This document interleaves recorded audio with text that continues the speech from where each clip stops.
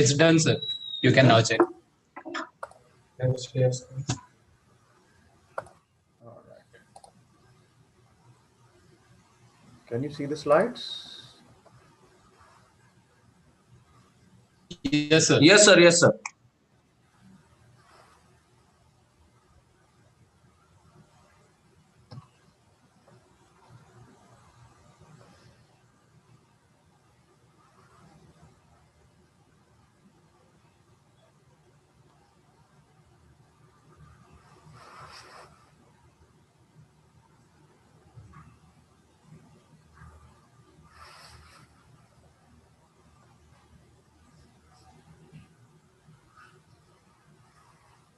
Sir, we'll start 10:30. Okay. By the time all the participants will join. Okay. Yes, sir. Sir, this is Prajwal Datta. Good morning, sir. Lawn tennis national player. And one more is there, one student is there, Arya Mehta. She also come here. Lawn tennis player from my college. Great. Good morning, sir. Good morning. Yes, I compulsory told him to come here. And the sports persons are organizing and anchoring the program. Every day one student. So I can see a combination of IT and sports. Yes, sir. Good. Yes. Thank you, sir. Program is on. 20 participants are there? How many are there actually? At the time, sir, total 21 participants. 22.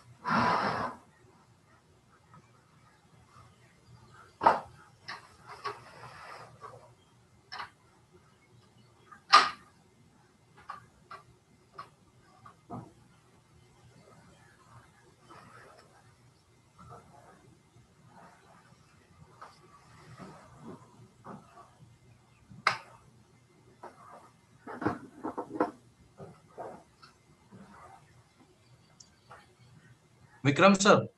Yeah. Our principal Rao sir also joined, and vice principal More sir also joined, and Mahila college principal Vasudha Purohit also joined, sir. I just introduction with them, Good Rao sir. morning. Yes, sir. I'll tell them to unmute.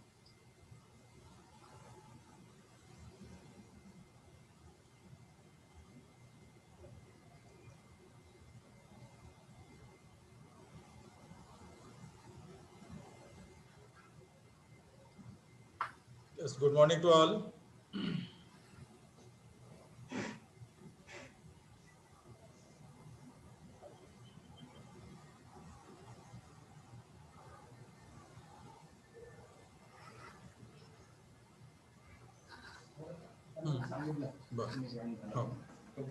नाव येत नाही कॉलेजचं account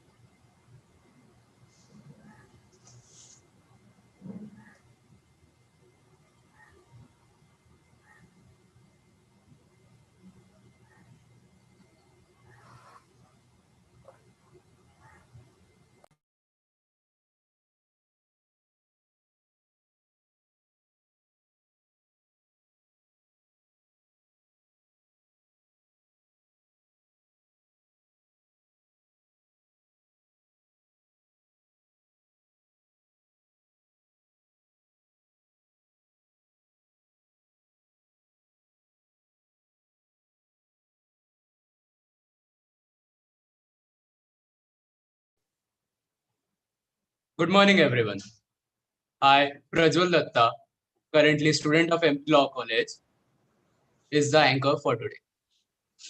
Today, we are on the third day of 1 week national level workshop, making sports person aware of the status of sports in India and its roadmap for aspiring athletes.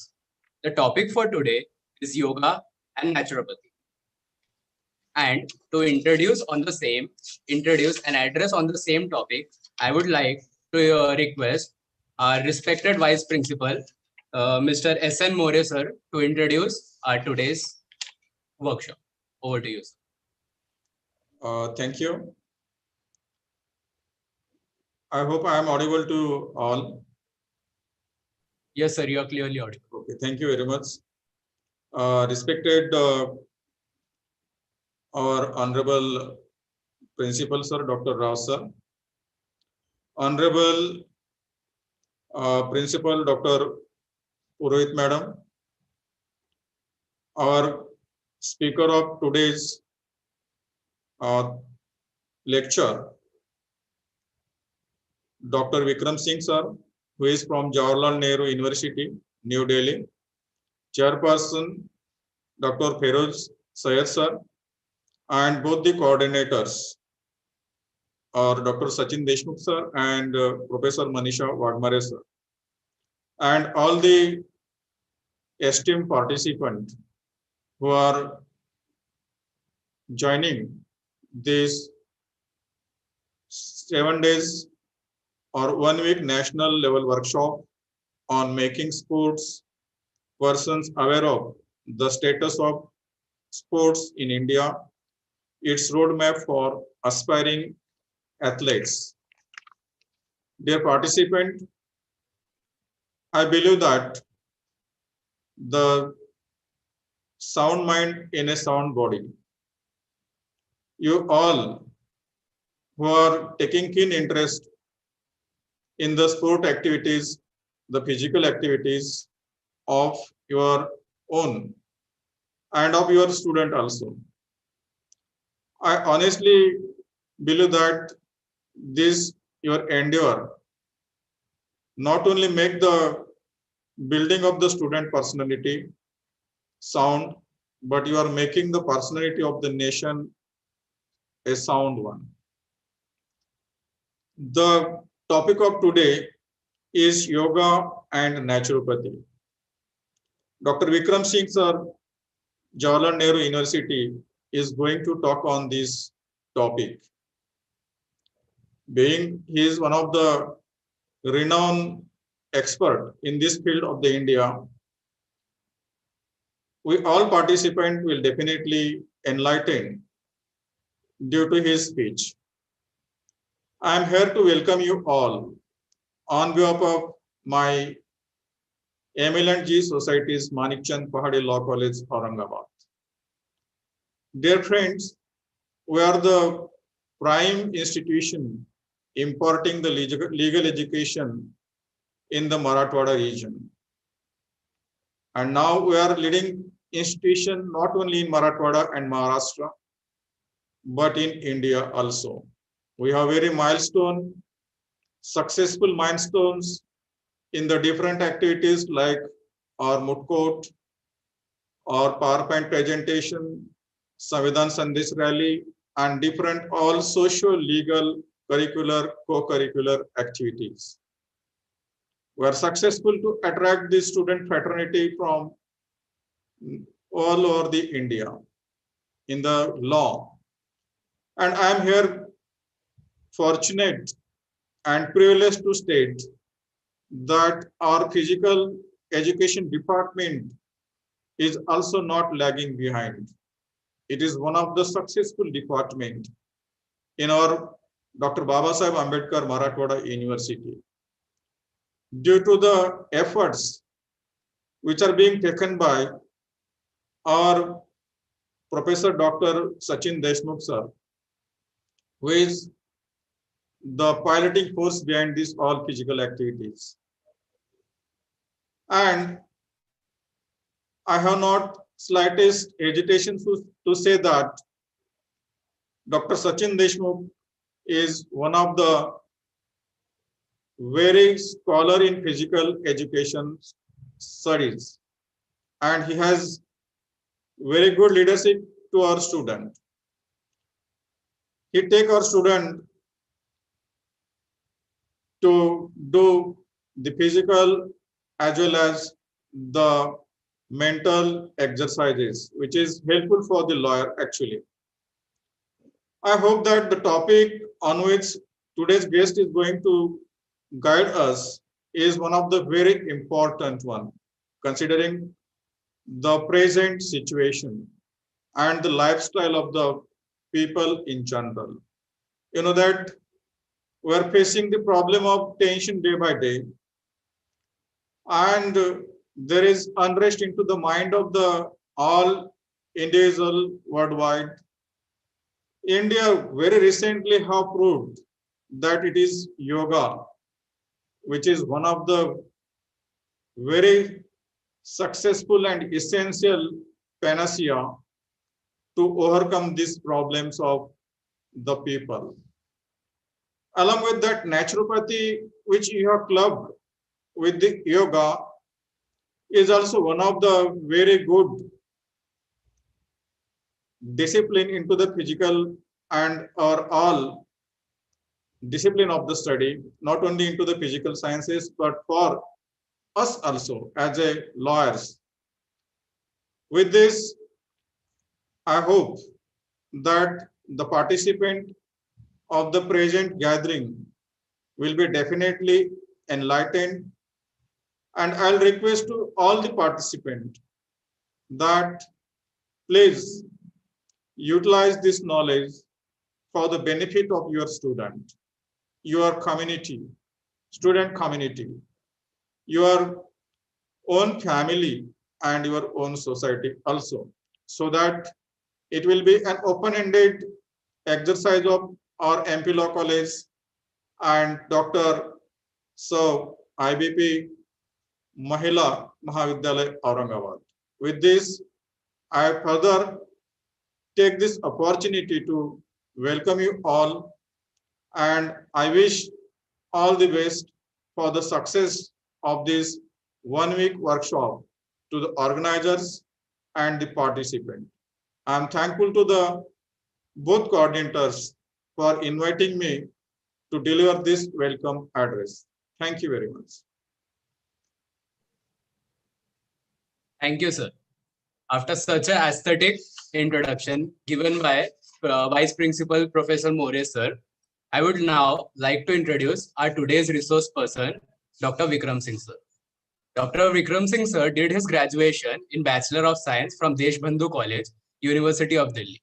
He obtained his professional qualifications in physical education from National Institute of Sports, Patiala, Punjab University, Kurukshetra University, Haryana, and sir has also done his PhD in physical education from Central Institute of Education, Faculty of Education, University of Delhi.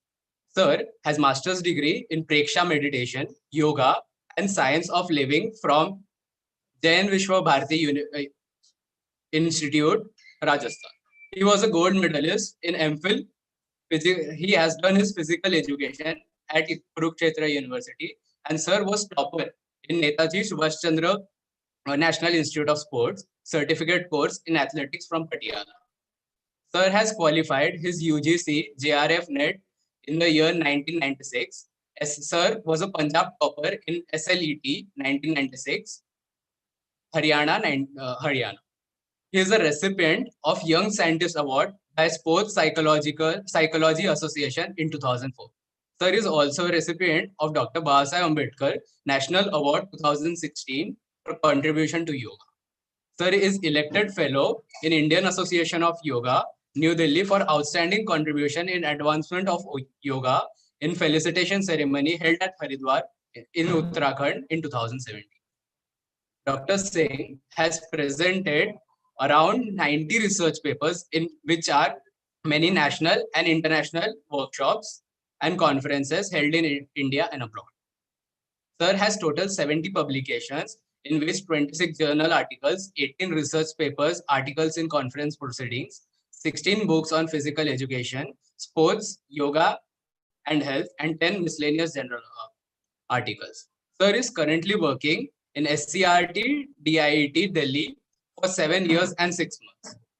And sir is currently working as a physical educator at Jawaharlal Nehru University in New Delhi since 2007. Now, I would like to request Dr. Vikram Singh sir to enrich us with his special words and contribution towards this workshop. Over to you, sir.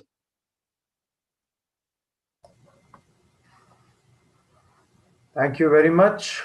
I express my gratitude and thankfulness to both the colleges for giving me this wonderful opportunity. My sincere appreciation and thankfulness to the principals and vice principals who is present here, Dr. Firoz Sayed, who is the chairperson, and a special thanks to Dr. Sachin and Professor Manisha. They have been the epitome or the harbinger of physical education in their own manners. There is no comparison. However, I can see the kind of commitment and seeking spirit which Dr. Sachin as Dr. Manisha Wagmare has shown is really appreciable, commendable, and I really salute this particular idea of conducting the student development program, because we have been hearing about faculty development programs, but the student development programs have been scarce.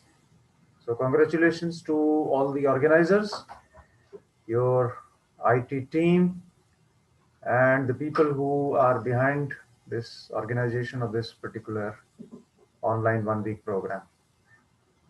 And I sincerely hope that all of you must be fit and fine during this partial lockdown and during this pandemic epidemic, which is Corona lockdown, Corona pandemic. Kindly allow me to share my PowerPoint slides.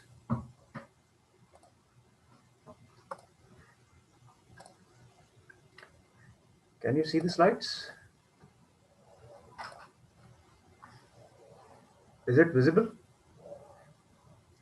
Yes, sir. It's clearly visible. All right, thank you. So as assigned, the topic of my presentation will be yoga and naturopathy, which are the two Indian systems of medicine.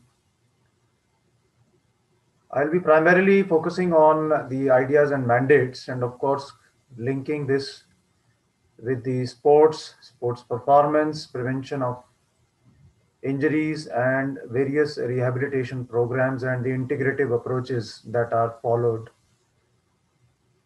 vis-a-vis the guiding principles, the fundamental principles of yoga and naturopathy. So there are some aims and objectives which I have framed for my today's presentation. I'll be talking about history and origin of yoga and naturopathy from the Indian and the Western civilization, how, where it originated and how did it progress.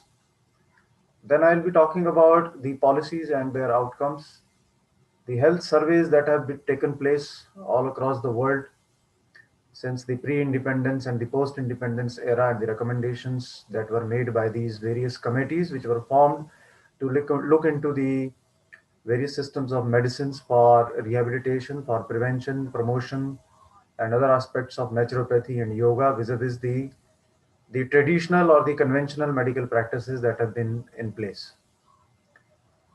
The fourth objective will be the majority and minority views and how they have been framed depending upon the policies, how the researchers or the surveyors have come up with the views which were prevalent amongst the society and the future of these views, and how they have changed over the period of time from one committee to one survey to the other health surveys, and the place of sports and physical education in these policies and health related practices which have been taking place in the backdrop of these policies and surveys.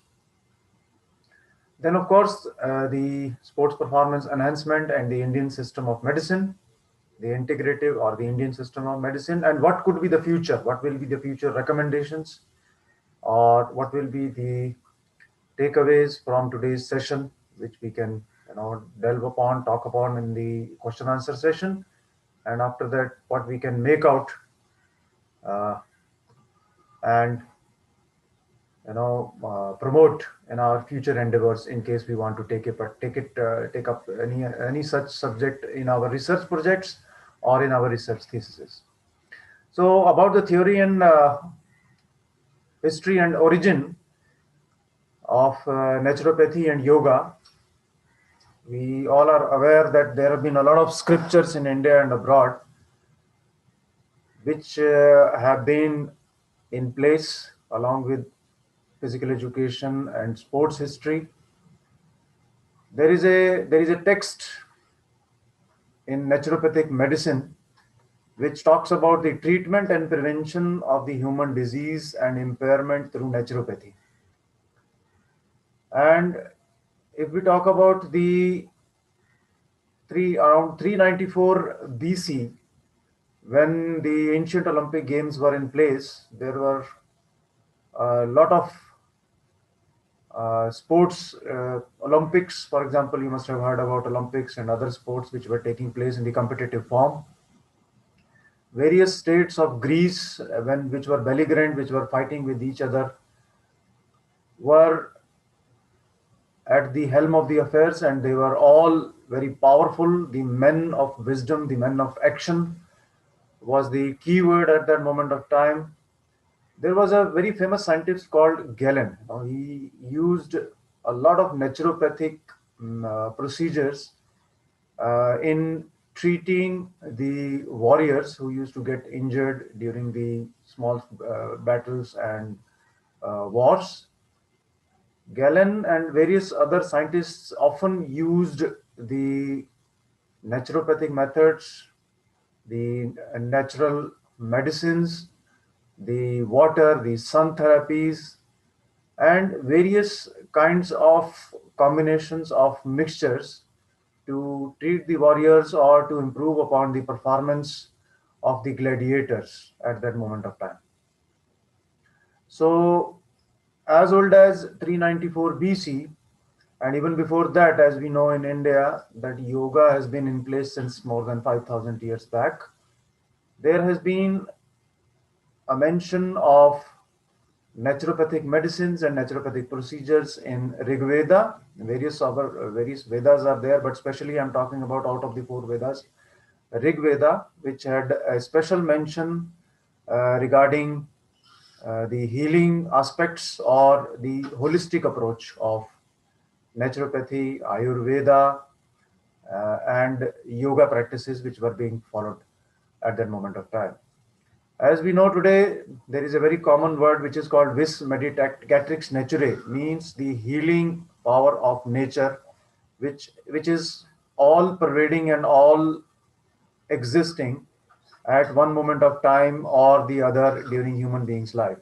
The fundamental to this belief is that the deep confidence of the ability of the mind and body to heal themselves, but provided that this opportunity is given. Now, this is very important that the opportunity of healing must be given. That was the basic principle behind all kind of healing procedures which were prevalent at that moment of time. And there was a confidence. This was called true healing because of the whole organism's inherent and natural capacity, which we call as the own desire to live and to live best, to live up to the expectations, to live up to the expectations of the society, family, so that the person can perform, can be fruitful to the society. He can be fundamentally, technically, and socially not only responsible for, but also highly productive to the society. Now, the naturopathic physicians, who used to practice naturopathy, had to remove a lot of obstacles to cure and employ natural therapies, and especially in the Indian context, it was not very much welcome. And even today, many naturopaths are having this problem of resistance from the people who are practicing allopathy and other practices. No doubt, the future will be a holistic future because we need to combine, we need to take human being as a whole if we want to completely heal the person and not just treat the person from any kind of remedies. Now, in the Vedic period, there was a clear mention of water and earth being used as a therapy. And Ganga water is known to be very instrumental in curing heart disease and arthritis. In Rig Veda, as I said earlier, the supreme medicine was considered to be the naturopathy, and it was associated with the cleansing of various accumulated toxins in the different systems of the human body. If we talk about Manusmriti, it has various rules and regulations about the personal hygiene of an individual. The Bhagavad Gita has a detailed explanation regarding the three types of food, as we all know, the sattvic food, the tamasic food, and the rajasic food. So therefore, the nutritional aspects was also well taken care of. Similarly, there is a famous religious place in Bihar. We call it Rajgir. There are a lot of hot springs, and these hot springs are known to cure arthritis and asthma-like diseases. Similarly, uh, on the basis of these hot springs, which are available in Rajgir and Bihar even today, there are a lot of naturopaths who are sitting there and they are treating the patients with 100% success so far. But unfortunately, it has not been documented. That is why probably we feel today that there has to be a proper regulatory authority in order to prove the efficacy and the potency of these treatment procedures. On the basis of this only, wherein the spring water contains the sulfur ions, the water is actually artificially treated to improve upon its quality and the potency to make it more suitable for the treatment purposes. We call it medicated water or powerful water. We do it, by placing water in glass bottles in the sunshine, wherein the potency of this particular water can be increased either by taking bath or through the consumption of this particular water. And you must have seen that in the ancient times, as we find today in the various excavations in the Red Fort area of Delhi, in the old Bhopal Fort, and in the Madhya Pradesh, etc., there used to be bawlis. These bawlis were actually the hot spring and the cold water fountains were found there, wherein the kings and queens used to take bath, and they were very effective in treating various diseases and ailments, and especially the treatment of leprosy when it was not there in the medical science. Only the naturopathy or the nature cure was able to provide cure to various kinds of such diseases. Similarly, you must have heard about Ashtapanasan. We call it sun bath. I mean, wherein the banana leaves used to be laid on the naked body, and sun bath used to take place. And because of these ultraviolet radiations crossing the banana leaves and then falling on our skin, vitamin D production used to be increased, enhanced. Similarly, the friction massage therapy was given normally during taking bath. And we read about the word called Bhugarbha Chikitsa, which was practiced since ancient times, along with sea bathing and river bathing and pond bathing. Similarly, head and arm massage was practiced publicly at different public places, which was known as champisage. Champisage was the word which was often used there. So, irrespective of our religions, faith, the Indian tradition has many things to contribute to the health of a person, and especially indirectly, not the direct treatment purposes, but for the promotion and preventive aspects of especially fasting, the visiting holy places, taking bath in the Ganges and sea on holy occasions. We see that it is in quite very much ingrained in our culture and tradition right from the very beginning. And now surprising, various other practices are drawn from its origin, which are prevalent amongst the nature also. For example, in the birds, as you can see during Corona lockdown, there are many birds and many insects, which have become which are recently visible now to the human beings. I mean, and especially in Delhi, there was no sparrow for a very long time. And in Delhi, the people who are doing research on animals and birds, they have categorically mentioned that it is because of the decrease in the human intervention, because of the decrease in pollution, that these birds have started visiting the places even in the most polluted areas like Delhi and other places where they never used to come. But earlier, yes, they existed at these moment and in these places. The revival of nature cure actually started in India after a book named The New Science of Healing was translated in Telugu language in about 1894. So it was the credit goes to Shri Shroti Kishan Swaroop of Bijnor, who translated this book into Hindi and Urdu languages in 1904. So this particular book by Louis Connes, The New Science of Healing, which was translated in Telugu and later on into Hindi and Urdu, actually gave a new direction to the practice of naturopathy. So naturopathy was also promoted and practiced by Mahatma Gandhi. We all know Gandhiji was influenced by the book called Return of Nature, which was written by Adolf Just, and he himself became a very firm believer of naturopathy. Gandhiji had introduced naturopathy in all his ashrams, in all his practices, and the best thing was that he used to practice all kind of naturopathic techniques on himself first before teaching or preaching it, and he used to practice naturopathic to on his disciples and on his family members before carrying out the experiments elsewhere. And there was a very famous magazines which was taken out, a newspaper taken out with the name of Harijan by the naturopathy disciples of Mahatma Gandhi. And there were several articles which were written in this, and all these articles were actually the testimonies of the experiments which Mahatma Gandhi and did on his family members, and he used to practice and promote in his ashrams. He also wrote books on naturopathy. The first book called Nature Cure. We have Gandhi ashram in New Delhi, also Gandhi Nature Cure Center with the name of Gandhi Nature Cure Center, and elsewhere in India also there are many nature cure centers which are opened up.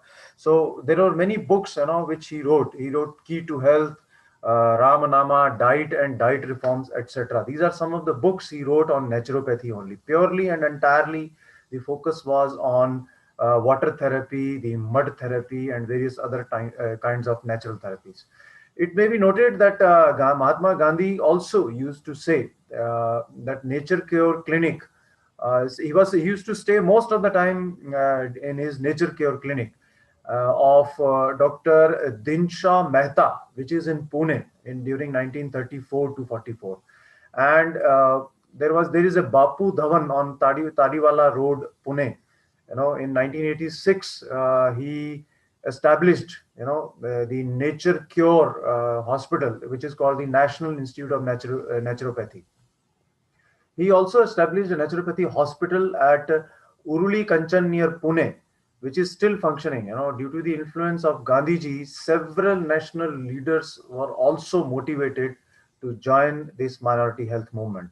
Why? Because the primary reason, the primary focus of Mahatma Gandhi was that India was recuperating, recovering from the regimen or the poverty, and there were a lot of hue and cry over the lack of hygiene. People were in disarray. People were not in uniformity or in concern with the nature. Why? Because there was no money. There was a huge shortage of resources also. So India was actually coming up there was an urgent need to come up, financially and socio-economically, and various other factors were also need to be, taken up, and progress was very, very important. So that is why Mahatma Gandhi and various other people who promoted, like Dr. Mahavir Prasad Podar, Dr. Vagiraju Krishna Raju, Dr. Sharan Sharma, Khushiram Dikash, Dr. Vijay Lakshmi, Ganga Prasad Gaud, and various other like Acharya K. Lakshman Sharma, etc. They were all into the promotion of naturopathy. They all associated with the India's nature cure movement at that moment of time. Now, if we talk about the Western history of naturopathy, actually in the 19th century, the modern nature cure originated in North America, primarily North America. However, In the Ayush system of medicine, you must have seen that homeopathy is one particular aspect that actually originated in Germany primarily, wherein the Western countries were more into water cure. We call it hydrotherapy.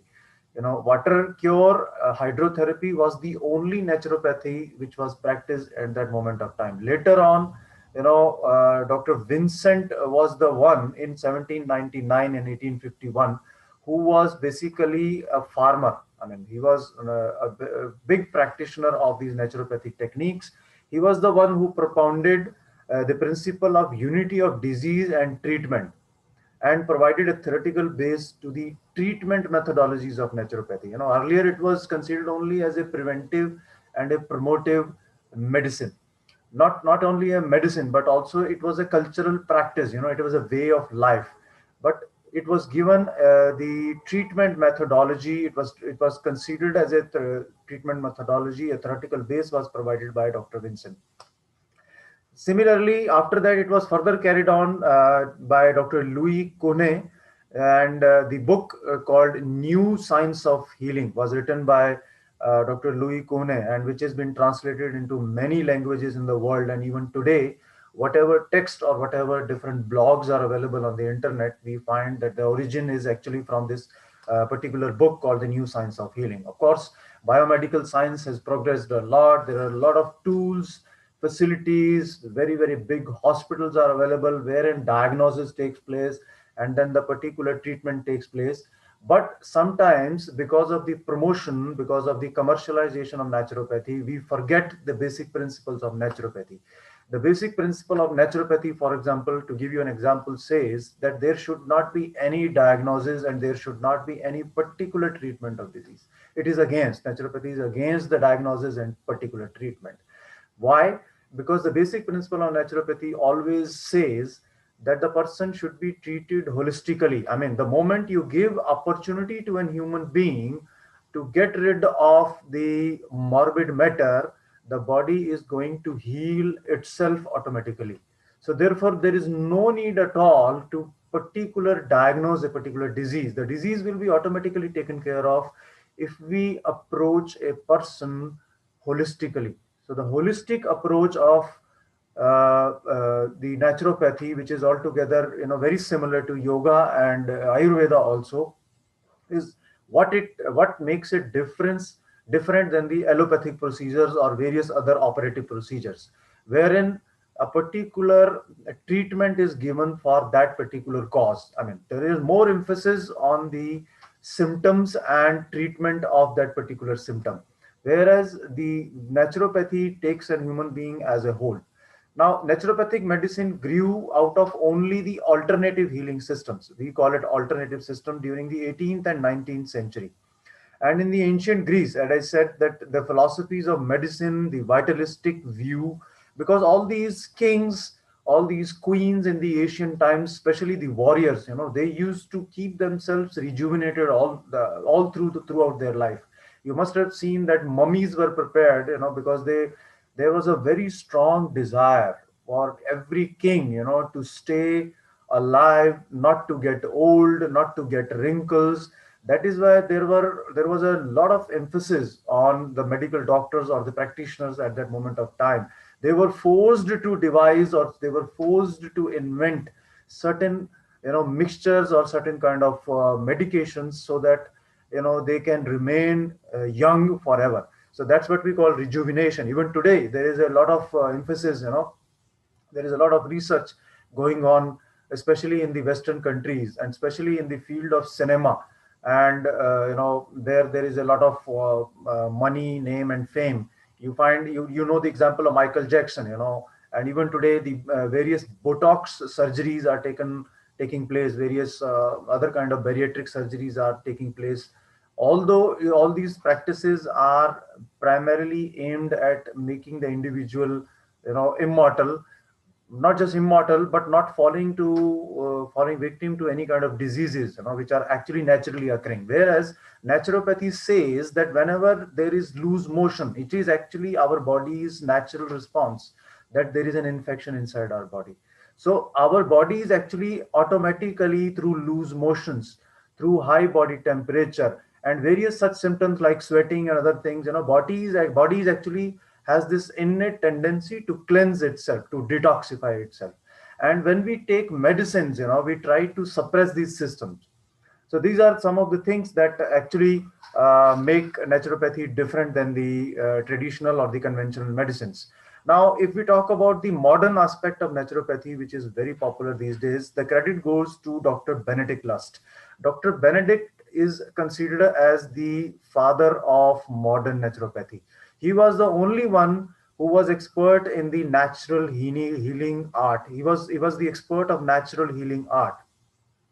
Of course, he was a student of he was also a student of Father Neep, a great practitioner of hydrotherapy. For example, if you see that to begin with, in all the practices, it be from India or the Western civilization, the primary focus was on hydrotherapy.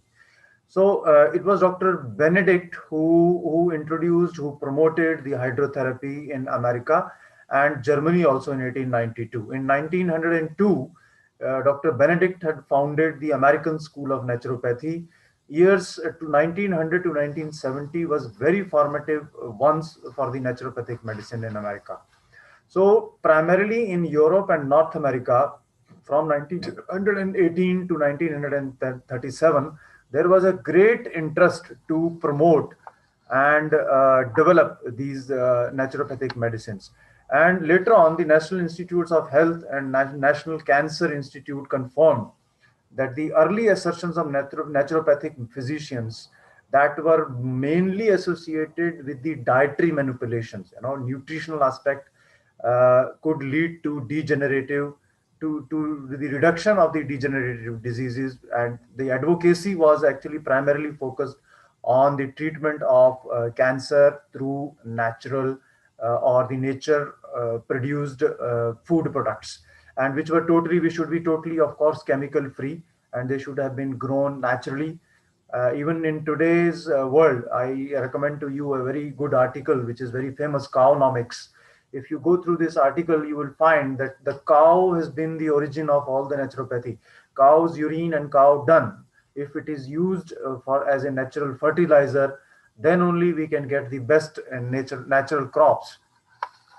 In order to, and go grit with the name of go grit, the ghee, the product of cow is considered as the most holy and holistic in nature, even in the treatment today.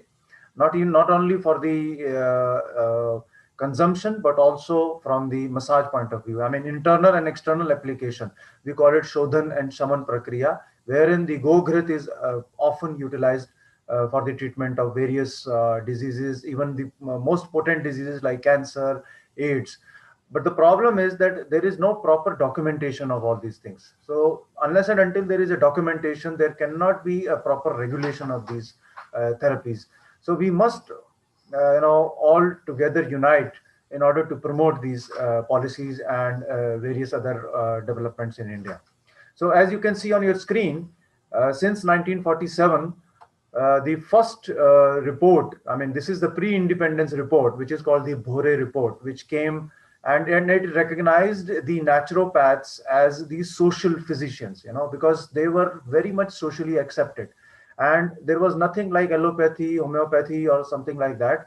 But the naturopaths who would practice naturopathy in one way or the other, I mean, either they would teach naturopathy in a school or a college or a university setup, or they would practice it on their disciples, or they would practice in a hospital or in public, just sitting in a particular village and organizing a small camp on hydrotherapy, or treating people with massage or acupressure or acupuncture, were called as the social physicians.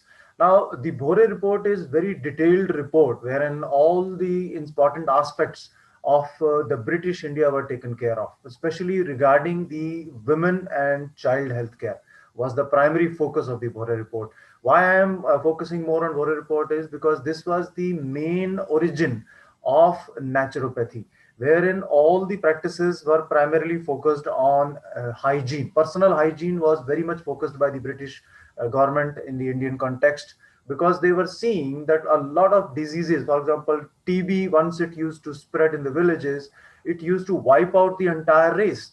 So that particular spread of small diseases like plague, like TB, which were not treatable, were preventable. That's what it was observed, and the Bore report submitted. But the shortcoming of the Bore report was that it gave rise to a lot of medical practitioners.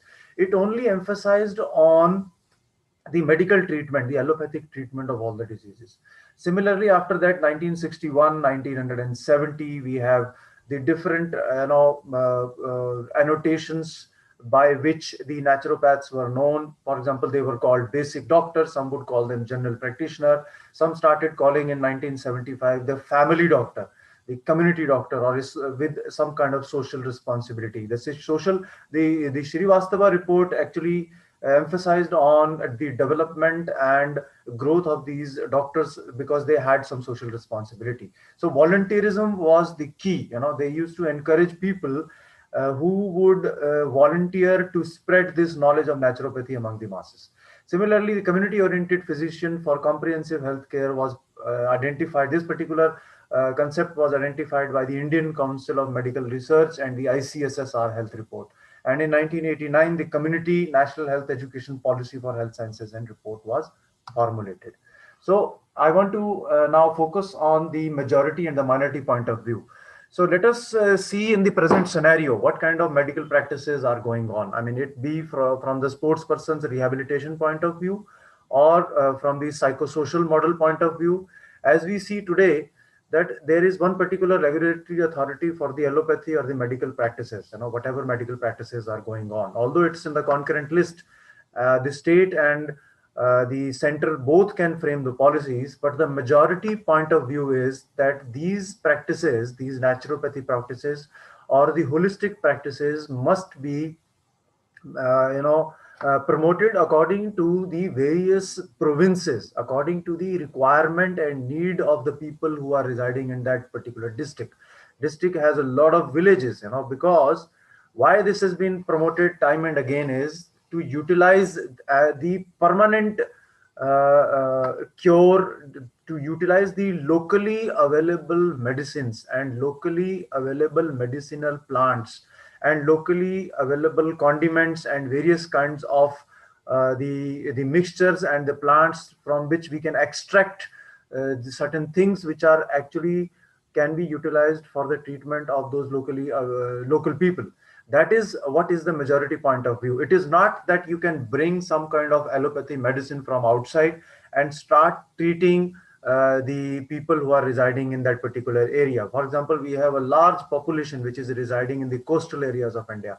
There is a population which is residing in the northeastern part. So there are different problems, with regard to diseases which people are facing according to their provinces and regions. Similarly, in the mountain regions, you can find there is a deficiency of certain vitamins, especially the iodine is in short. Similarly, the skin diseases are more prevalent in the states which are close to coastal areas of India. So the minority view that the services of persons trained in the indigenous systems of medicine should be freely utilized for developing medical relief, and public health work in the country is given less preference. This has become a minority view. Why? Because as I said earlier, that it is not that we devise one particular technique in one particular race or one particular region of people and then we replicate that practice elsewhere. It is not necessary, because the problems are only locally, can be locally subdued and locally treated. Similar, for example, if you find an example in the tribal belts of Gujarat and in Madhya Pradesh, there is one research. These people are actually the tribes, certain tribes, they never ever get cold or cough, leave alone corona. Many civilization, many places in the Western countries and even in the urban areas of India, you see that coronavirus is spreading like anything. But the researchers have recently found that there are certain predisposition of the genetic predisposition of these tribes which are found in Gujarat and deep Madhya Pradesh.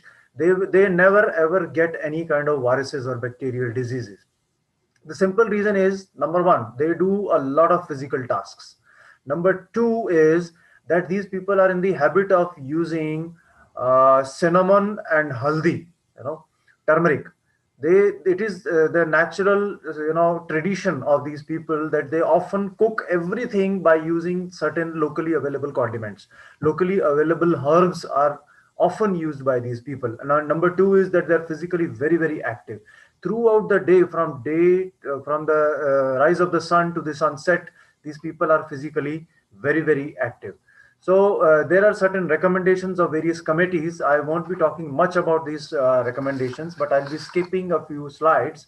Here I want to mention only the most important point. For example, the Manual for Community Health Workers, which came in 1978 by the Ministry on Health, Health Welfare, has these chapters, which are, for example, the chapter 13 talks about the Ayurveda. Chapter 14 talks about yoga for health. Chapter 15 talks about Unani medicine. Chapter 16 talks about Siddha, homeopathy, and accordingly, the various medicinal plants are being, what are the various plants, how to grow these plants, and how to be Atmanirbhar, how to be self-dependent, is being talked about in detail in this 1978 Manual for Community Health Workers. So the ICSSR and ICMR model, which is more recent, in 1981, it said the best of tradition and modern science can be combined, in order to make the alternative model of healthcare more and more effective.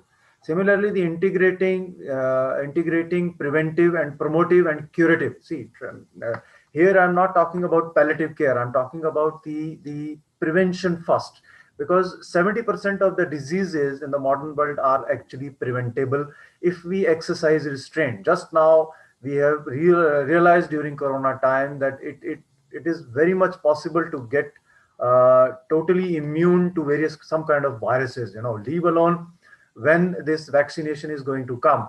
But our own system, wherein the body is producing the certain antibodies to get rid of or to get prevention from certain viruses and bacteria, is already inbuilt inside ourselves. So this particular thing need to be promoted, and it is not the responsibilities of only government, but the people who are working at the block level, or the health workers who are working at the district level. It is their responsibility also.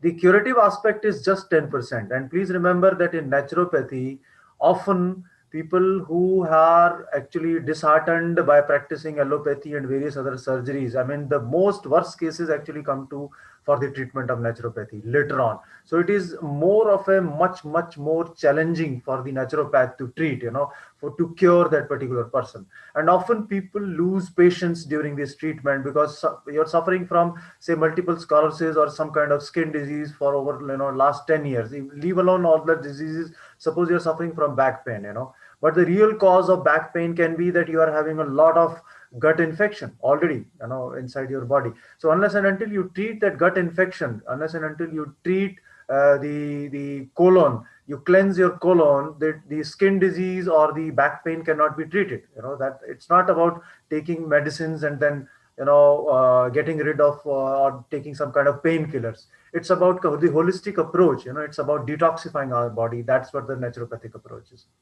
And it has to be a democratic, decentralized, and a participatory approach. In the national education policy also, you must have read that the education should be not only participative, but it should be inclusive and promotive as well. The same has been already mentioned by ACMR, that whatever health practices or whatever naturopathic practices or yoga practices we use, they should be totally democratic, decentralized, and participatory, community rooted, and economical and equitous. So the naturopathy has this particular advantage over allopathy, that it is highly cost effective. And the moment you start treating yourself simply by fasting or simply by consuming the adequate amount of water, you will find that 80% of your diseases will be taken care of within 3 to 6 weeks. I have been working closely on fasting, and I have also been practicing fasting since last 3 weeks. And there is a great change in the overall body chemistry, which you can also experience if you do intermittent fasting. So the continuing education, and it should be a part of curriculum, has also been recommended, and Medical and Health Education Commission has also recommended. Now, there are certain values and traditions which are associated with naturopathy and yoga, the alternative model. Number one is the ashram concept of life. For example, you must have seen that if you want to practice vipassana, if you want to practice naturopathy in the real sense, you go to Kerala. You get that particular kind of oil therapy or massage therapy or sun bath. Unless and until you leave a one particular place, where you are living, the first thing first happens is that the entire mindset actually changes when you move from one place to the other place. That is why probably the government must, I strongly recommend that instead of, yeah, it's perfectly all right that Ayush is promoting naturopathy and yoga in a very well way, but I think Ayush, other than Ayush, it is all the more important that the naturopathy and yoga practices should be promoted by the tourism ministry of tourism should take care of yoga and naturopathy, because from abroad, people are coming to India, and can generate crores and crores of dollars. Why? Because through naturopathy and yoga, we have cut down the cost of Western countries. They have adopted the naturopathy and yoga to a very great extent, because it was $1 trillion industry, over the counter medical products. Medical cost was increasing day by day, and because of the adoption of these cost effective methods, the countries like America and various other European countries have reduced their cost on health. And just because, not just in the treatment and cure, but also making them mentally very very healthy. So yoga is a powerful instrument for not only physical but also for the mental and spiritual health. Simple and effective care methods by using herbs, the naturopathy, the games and sports require less equipment, space, etc. So these are the national health policies which have been recommending the use of naturopathy through health education. It must be a part of our curriculum in health education. There must be a proper drug distribution for the national disease control programs. There must be motivation for the family welfare, for immunization and the control of environment, etc. So these are some of the reports which I would like to mention, and let me skip on to the important aspect. Yeah, so let me talk about the National Health Policy 2002. So this is about extending the public health services. India has a vast reservoirs of practitioners in this Indian systems of medicine and homeopathy who have undergone formal training in their own disciplines. The possibility of using such practitioners in the implementation of state and central government public health programs in order to increase the reach of basic health care in the country is addressed in the National Health Policy 2002. So basic point of view of this particular National Health Policy 2002 again is that we have the resources. Why? Because India is the country where we have all the 5 seasons. We have the autumn season, we have the summer season, and various other 3 seasons, and we have all kind of topography. So all the plants and various chemicals which are available from sea to the mountains, where there are sub-zero temperature, and there is very high temperature also. For example, if you go to the run of Kutch, you will see the salt which is available there. If you go to the northeast, you will find the rarest of the rare medicinal plants in Arunachal Pradesh. I mean, we are blessed with a lot of nature. So let us make use of this nature to the best of our health and other practices. So Indian systems of homeopathy is also being promoted, because in the Ayush, you must have seen that homeopathy is also inbuilt, and that is also some kind of therapy or a treatment procedure that closely associate and gives opportunity for our own healing system to come up.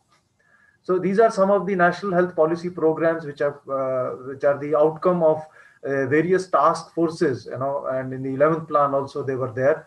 Then there is a roadmap for mainstreaming of Ayush under the National Rural Health Mission also. Now, let me talk about the naturopathy for yoga and sports performance. There has been an ample research which is available that clearly mentions about the availability of various therapeutic modalities. No, it's not about, I'm not talking about therapeutic modalities in terms of tools and instruments. What I mean to say is in the prevention of athletic injuries, for example, nutrition, is playing a very important role. I'm not talking about nutritional supplements or the powders which are artificially available. What I'm talking about is actually the nutrients, for example, calcium rich food and the vitamin D that can help the athletes in preventing the stress fractures, help them recover faster.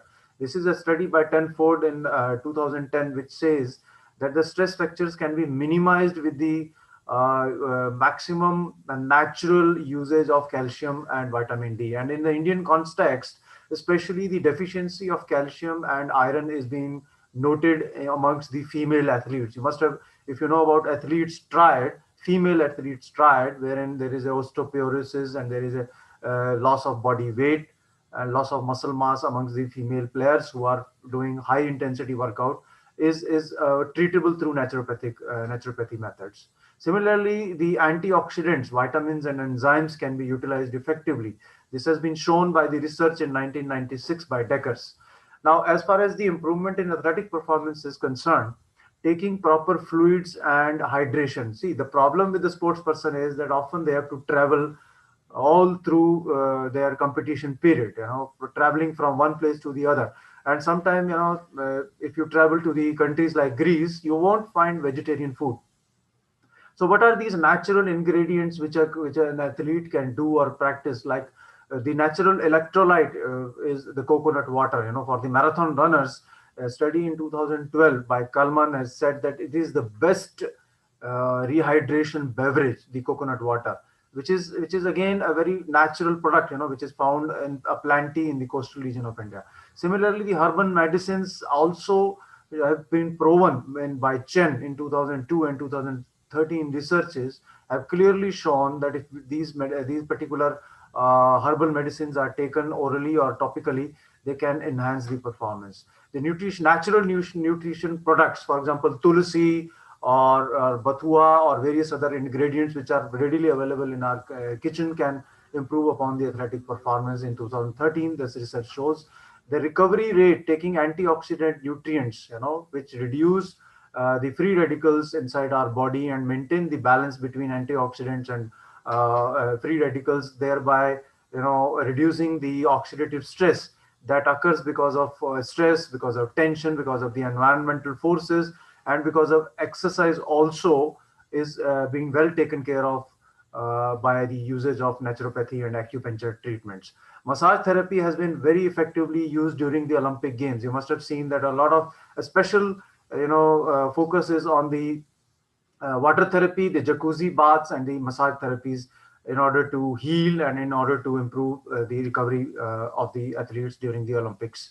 During the Olympics, also, and after, when you are in the transition phase of your training, the detoxification methods, for example, fasting has been shown. Fasting means, it doesn't mean that you're not consuming anything. Fasting means fruit fasting, water fasting, and consuming certain nutrients during that particular window period of 16 by 8 fasting. For example, 8 hours of fasting is there, and then performing exercises after you have taken your meals during the fasting period, uh, has been considered to improve the performance of even the bodybuilders. So there is a lot of research which is available. Time constraint is there. I can share a lot of studies with you later on. If you have any questions, you can ask now or you can drop the queries later on. So I once again thank you all for giving me this opportunity. If you have any specific queries, then you are most welcome to ask. Thank you.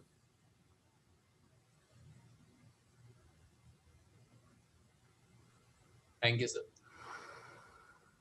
Thank you, sir, for enlightening us with with your so good words, sir. So you have explained how we have every answer to our question through nature. Nature provides us every answer to our questions, including all the medical needs. Thank you, sir, for providing that very beautiful. Now, I would like I would like to introduce our today's chairperson, Dr. Firoz Sayed, sir. Sir is currently working as a college director of physical education and sports in MSP Mandal Shri Mukund Anand College at Gangapur. Sir is a national, state, and university player of handball, volleyball, and kho. He is a member of Aurangabad District Handball Association, Aurangabad. He is also the research guide of Dr. Babasaheb Ambedkar University, Aurangabad. Sir has attended and presented more than 15 papers in national and international conferences, and he has published 25 papers in international and national journals. Sir's research paper also published in peer-reviewed and UGC listed Thomson Reuters listed journal. Sir has also completed one minor research project under the UGC. Under his guidance, 5 students were registered for PhD. Now, sir, I would like to request you to add some more points and to give this session a perfect closure. Over to you, sir. May I audible? Yes, sir, you're clearly audible. Okay. Good morning, one and all. First of all, I would like thank to MP Law College Aurangabad and IBP Women's College Aurangabad for inviting me a chairperson of this online 1 week national workshop on marking sports person aware of the status of sports in India and its roadmap for aspiring India, aspiring athletics. Today's session topic, yoga and naturopathy. Today's resource person, Dr. Vikram Singh sir from Jawaharlal Nehru University, New Delhi. I don't think I should comment on the remark of today's resource person, Dr. Vikram Singh sir. Sir has beautifully shared her views on yoga and naturopathy. I have always been in great awe and respect of scholar like Dr. Vikram Singh sir. His in-depth knowledge in his specialization area has always in lead results for the academic fraternity, and I am sure today I would mesmerize all of us with this lucid and scholarly talk during this presentation. Sir has mentioned, Sir has detailed mentioned goal of human resource development in India. Sir also mentioned the Health Survey and Development Committee, Bhuri Committee in 1946. Sir has also mentioned National Education Policy 2002 and also naturopathy, yoga and sports performance. Naturopathy believes in the inherent healing power of nature and use non-invasive method of intervention into create its suitable environment to facilitate healing of the body by itself. Naturopathy is not just a system of medicine, but a way of life based mainly on the ancient practice of the application of all the simple laws of nature. It is called return to nature and to resort to simple way of the living in harmony with the self, society, and environment. Naturopathy provide not only a simple practice approach to the management of disease, but a firm theoretically based which are applicable to all the holistic medicine use. Yoga and naturopathy is the based on the various drugless treatment like acupuncture, acupressure, yoga and medicine, fasting therapy, diet and naturopathy, diet and nutrition, med therapy, hydrotherapy, chiropractic, osteopathy, manipulation therapy, exercise and electrotherapy, reflexology, counseling, and the lots more. Uh, if there are any questions, they will be answered through this. And if anyone has a question in this regard, they should differently ask during the question and answer session. Once again, I thank to Dr. Vikram Singh sir. Here I would like to make some points regarding yoga and naturopathy. आज के समय में औद्योगिकरण का विकास और technology ने मानव जीवन के सामने ऐसी स्थितियां पैदा कर दी है जिसके चलते लोगों ने अपने स्वास्थ्य पर ध्यान देना बिल्कुल ही छोड़ दिया है। यदि हम स्वास्थ्य की बातें करें तो अच्छा स्वास्थ्य पाना कई एक दिन का खेल नहीं है। इसलिए आपका सालों का प्रयास, आत्म नियंत्रण और अच्छा शक्ति इसलिए होती है, इच्छा शक्ति इसमें होती है। स्वस्थ शरीर का बहुत अधिक महत्व है। यदि यह खुशी का एक स्रोत है जो हमने अपने प्रियजनों के साथ मिलनसार बातचीत का माहौल बनाने में मदद करता है। एक अच्छा स्वास्थ्य मनुष्य को प्रकृति द्वारा दिया गया सबसे अच्छा उपहार है, लेकिन आज के वक्त में व्यक्ति अपनी यांत्रिक जीवन शैली में इतना अधिक व्यस्त होता जा रहा है कि उसने खुद को प्रकृति से बिल्कुल विमुख कर दिया है। नेचुरोपैथी प्रकृति की अंतर्निहित चिकित्सा शक्ति में विश्वास करती है और हस्तक्षेप के गैर आक्रामक तरीकों का उपयोग करती है ताकि शरीर में उपचार और सुविधाजनक बनाने के लिए उपयुक्त वातावरण बनाया जा सके। मैं यहाँ पर एक बात और कहूंगा कि एक अच्छे स्वास्थ्य से धनी होने के लिए व्यक्ति प्रकृति द्वारा दिए गए रिसोर्सेस को इस्तेमाल करने के बजाय उल्टा उससे दूर जा रहा है। अच्छे स्वास्थ्य के उन्मुख होने के कारण आज कम उम्र के लोगों में ही मोटापा और अन्य बीमारियां देखने को मिल रही है। इस निराशाजनक स्थिति में यदि फिर भी कोई उम्मीद की किरण है तो वो है प्राकृतिक चिकित्सा और योग। I would like to thank organizer of this national workshop, MP Law College Principal Dr. C.M. Rao sir and IBP Women's College Aurangabad Principal Dr. Purohit ma'am. I also thank to coordinator of this workshop, my friend, Physical Education Director of both colleges, Dr. Sachin Deshmukh and Manisha Wagmare for giving me the big opportunity to speak in today's session. Thank you very much. Thank you, sir, for adding such beautiful points to the seminar and for interpreting it to our participant. Now, sir, some questions have arrived, and I would like to direct them to Dr. Vikram Singh, sir. Sure. The first question is asked by Mr. Iqbal, sir. What is the difference between homeopathy and naturopathy? Basically, these both are the branches of integrated medicine or the Indian system of medicine. Homeopathy's origin is Germany. Homeopathy has been criticized to a greater extent in some countries to be not supportive in terms of treatment. But the similarity between homeopathy and naturopathy is that homeopathy is more dependent upon the extracts by the plants. And when these plant extracts are actually applied in the treatment of various diseases, they are not only supplementing and complementing our healing process, but they are also supplementing and complementing the innate, the hidden healing tendencies and capacities of our body.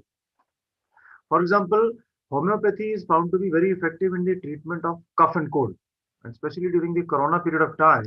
Homeopathy medicines are utilized to a very great extent in order to get rid of, not just corona, but the symptoms like corona. For example, there is a sore throat or various other kind of things. And the potency of these medicines can also be increased to a very great extent. This is what the similarity between naturopathy and homeopathy is there. Yes, homeopathy is a little faster to treat, just like allopathy. You can increase the potency or the chemical composition to a very great extent if you want to get rid of something which is chronic, just like biomedical science. Yes, of course, it is not going to take the place of ventilator. Ventilator is something which is given in as a last resort to someone who is not able to breathe properly. But the homeopathy medicine is, for example, can treat you in 1 week. The biomedical science, the ventilator can treat you immediately. It is a quick response and a quick treatment for particular disease. Whereas the naturopathy is a long-term process which is more into preventive and promotive aspect. For example, improving upon the body of your improving upon your body's ability to fight the pathogens which are entering, antigens, all kind of antigens. So the natural innate tendency of the immune system is improved upon by the naturopathy, such that you don't get infected by various viruses and bacteria. And the treatment of bacteria is very easy. The treatment of viruses is very difficult because viruses are not identifiable. So any medicine, at be homeopathy or allopathy, is totally failed when we are infected by that particular virus. And in case of gut infection, when we are infected with the bacterial ulcerative colitis. For example, if it is happening in our colon region, all these medications fail completely. It is only the naturopathy which is going to take its own time, which is going to complement and supplement the natural healing process. Yes, in the present scenario, a combination of homeopathy and naturopathy both should be practiced because they both are very closely related to the nature cure rather than allopathy. But on the other hand, it is not advisable to immediately stop the medications for cancer, for any kind of diabetes immediately if you are taking some kind of naturopathy or homeopathic intervention as well.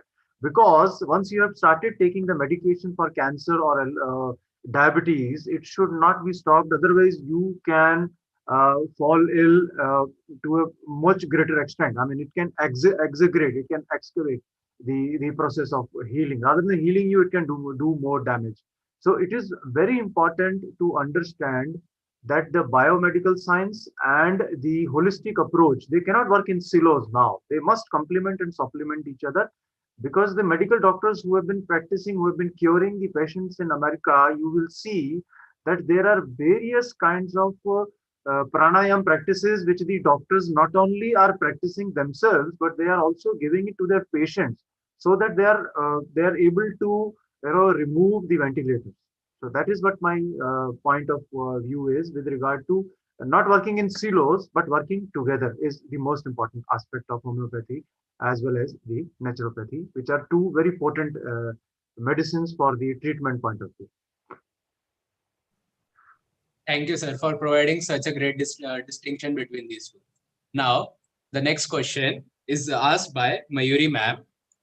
Will naturopathy help primary level student to reduce their obesity at young age? I think the best natural medicine is exercise. The more you engage the students into physically stimulating works, because see, naturopathy is not just limited to the practice of air, water, and Pancha Mahabhuta.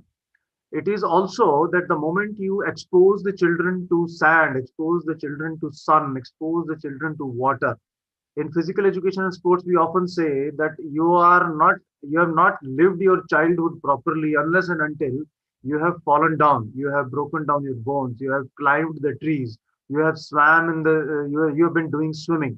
So these natural methods which expose you to the various pathogens actually make you immune to various kinds of viruses and bacteria in the long run.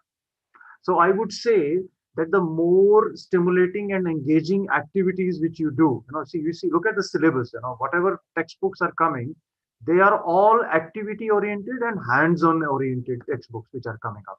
Whatever life skills you want to teach, other than making them do some rote learning in mathematics and sciences, you need to improve upon the ability of the children to use their brain, to improve upon their cognitive abilities, to improve upon their personality factors.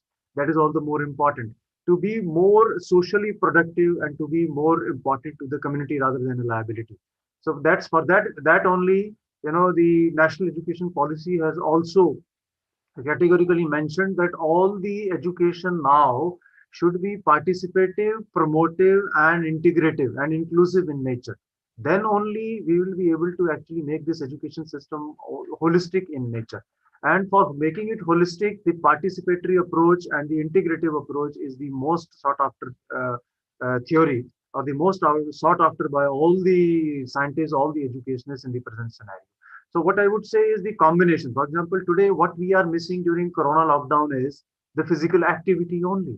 All the kids are always glued to the television, they're glued to their laptop, they're glued to their smartphone. So do you think that this is the complete education if it is only delimited to transferring knowledge from one person to the other person? It is not. Yeah, that is my take on this particular thing. That unless and until the kids are physically more and more active, I mean, online you can make them active, but where is that physical touch? You can bring a lot of technology, but you cannot replace a teacher. Similarly, the lot of technology can cure you, can treat you. There can be hundreds and thousands of tools and instruments. There can be, life expectancy may go up to 100 years, but you cannot replace physical activity in any. Thank you, sir, for giving such a thorough and intuitive answer to the question. Now, the next question I would like to direct it Dr. Firoz Sayyed, sir.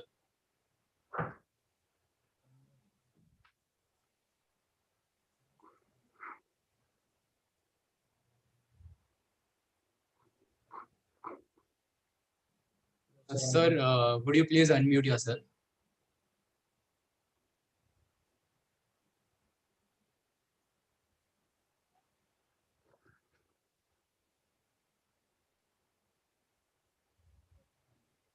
It's not audible. Sir, you are not audible, sir.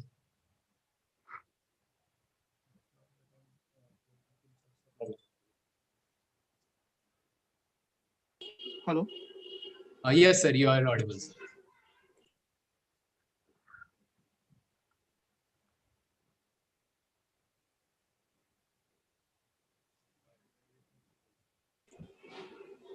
Hello Yes, sir, you are audible now.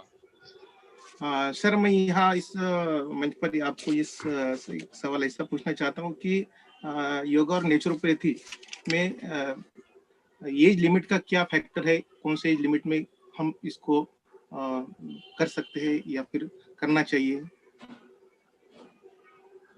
I think you're talking about treatment or becoming a naturopath. Become a naturopath. Okay. See, in a way, we are all naturopaths in one way or the other. Right? We not just need to identify certain aspects of our life that are the indicators on ourselves becoming our own doctor first. Let us become our own doctor first. Let us identify our own prakriti. Ayurveda talks about prakriti. And there are two aspects of yoga and naturopathy and also Ayurveda which are common. Number one is Shodhan and number two is Shaman. Whenever we identify our prakriti, whether we are Vat, Pitta or Kapha, we become our own doctor. So, like Gandhiji, I only talk about things which I practice myself. Now, there is no age limit to practicing such things. The only thing is that you need to identify what is your blood group. And there are, when you go to any good naturopathic center, you will find that they conduct all kind of paper pencil tests and identify your prakriti by testing your iris through eyes and through your nails and skin. So these are some of the indicators which are clearly visible to you by the other person, and if you are able to identify certain signals which are originating from inside your body, which is the natural response of your body. For example, when do you stop exercising? When you start getting fatigue. Similarly, there are signals which are originating from inside our body. The moment you identify those signals, that yes, the gas is the first signal that your stomach is getting infected. Now get yourself treated, otherwise it will aggravate into, you will have to seek then medical advice. Similarly, I became a specialized person in back pain the moment I got neurodegenerative disorder. Because I treated myself through allopathy first, then I did physical exercises to treat myself, and then I went on to do naturopathy. And amongst naturopathy also, the water therapy did not suit me. I went for sun therapy, but sun was not available most of the time. And at that moment of time, when sun is not available, when the proper medicated water is not available, the disease used to aggravate. Now I am successfully practicing the totally cost-effective method, which is called intermittent fasting. I can call myself the expert of intermittent fasting. Any problem if you have regarding your gut-brain disorder related, any problem, through fasting you can cure it by 100%. But it will take time. Again, fasting is not for pregnant women. Fasting is not for the people who are suffering from diabetes. So you have to be very careful that whether you are a general practitioner, you are a healer, or you are a treatment physician in naturopathy.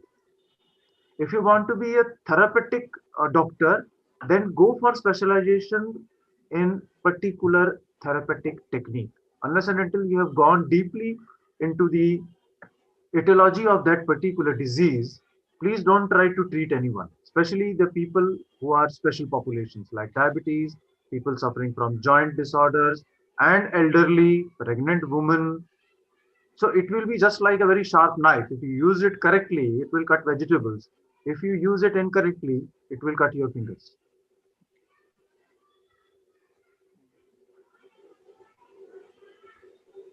Thank you, sir, for providing us with so inspiring and with so inspiring experiences and thoughts from your life and giving such beautiful answers. Now, I would like to thank you all participants and sirs, and I would like to request Professor Manisha Wagmare ma'am to convey the vote of thanks.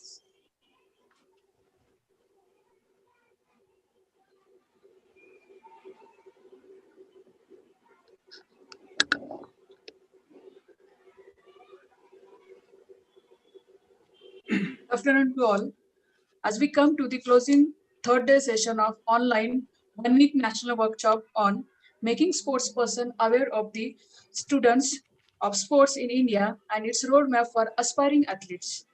It's my pleasure to deliver the vote of thanks to all who have helped make this session successful one. At first, I would like to thank our management for giving permission to organize this workshop in collaboration and also give courage and support all respected management of Marathwada Legal and General Education Society, Aurangabad. On behalf of all the organizing team, I sincerely thank our renowned speaker, Dr. Vikram Singh sir, for this wonderful talk.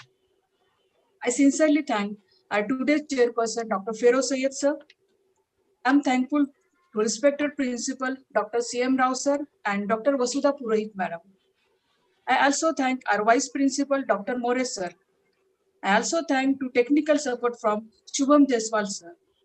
I also our sincere thanks to all the participant delegates who are present on Zoom meeting and YouTube live for workshop to make it success. I also thank today's anchor, our student, Mr. Prajwal Datta, for his wonderful anchoring of the program. To conclude the vote of thanks, let me once again thank you to one and all that help us direct and indirect way to make this session a great success. Thank you. Over to you, Prajwal. My special thanks to Dr. Manisha Wagmare. She is, I think, the best nature's doctor. Why? Because she is a mountaineer Yes. and you know the power of nature. Who would know better than Dr. Manisha the power of nature than anybody else? Yes, sir. Thank you, Manisha ma'am, for giving such a humble and enthusiastic vote of thanks. Sir, thank you both, the research person and the chairperson, sir, for giving such a brief and good knowledge on yoga and naturopathy. You let us know, sir, that any problem, which any hurdles which life throws towards us, it can be solved by yoga and naturopathy. Thank you, sir. Now, I would like to address all the participants that assignments are posted on Google Classroom. You can go there and have access to the same. Thank you, sir. Have a nice day. Have a good day. Thank you. Thanks Thank you, to sir. all. Thank you, Thanks sir. to all. Yes. Good day, sir.